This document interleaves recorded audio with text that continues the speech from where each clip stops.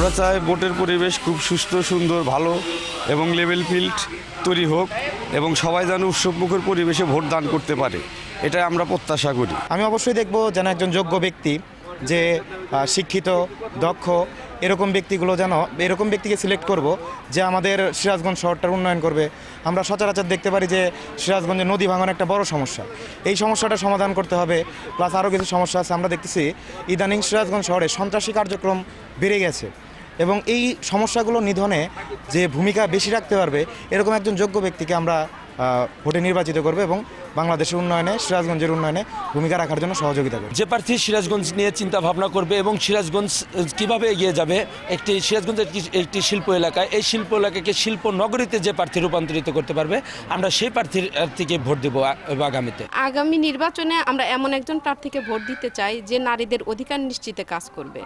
রাস্তাঘাটে হয়রানির শিকার হয় নারীরা বিভিন্নভাবে, এই যে সঠিক ব্যবস্থাপনা না থাকার কারণে নারীদের কোনো নিরাপত্তা নেই। আমি এবার নতুন ভোটার, আমি অনেক উচ্ছ্বসিত, আনন্দিত যে ভোট দিতে পারবো।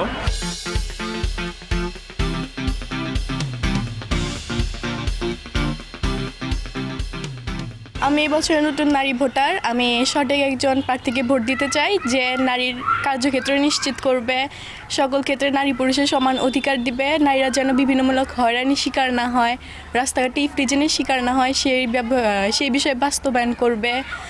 আমি এরকম একজন সঠিক প্রার্থী চাই। আমাদের বাংলাদেশে 17 বছর পর সুষ্ঠু একটা নির্বাচন হওয়ার উদ্যোগ নিয়েছে সরকার। আমরা চাই জনগণ সুষ্ঠু নির্বাচন হোক, ভোটের মাধ্যমেই সরকার গঠন করুক, আর ভোট কেন্দ্রে জানি কখনো কোনো মারামারি, হানাহানি জানি না ঘটে, আমরা এই প্রত্যাশা চাই। বর্তমানে অনেক তরুণ প্রজন্ম যারা এই বিগত 16 বছর ভোট দিতে পারে নাই, তাদের সাথে আমরাও পারিনি।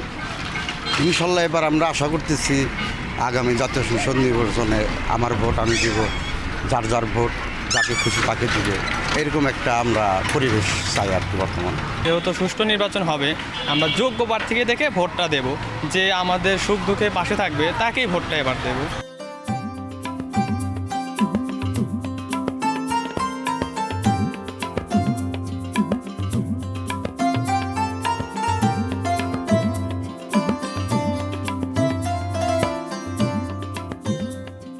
সামনে নির্বাচন আছে, যে যোগ্য প্রার্থী তাকেই ভোট দিব। ইনশাল্লাহ যে আমাদের সাথে নিয়ে চলবে তাকেই আমরা ভোট দেব। আমি এবার প্রথম ভোটার, যে সৎ যোগ্য ব্যক্তি তাকে আমরা ভোট দিব, যে তরুণ এবং তরুণদের পাশে থাকবে তাদেরকে আমরা ভোট দিব ইনশাল্লাহ।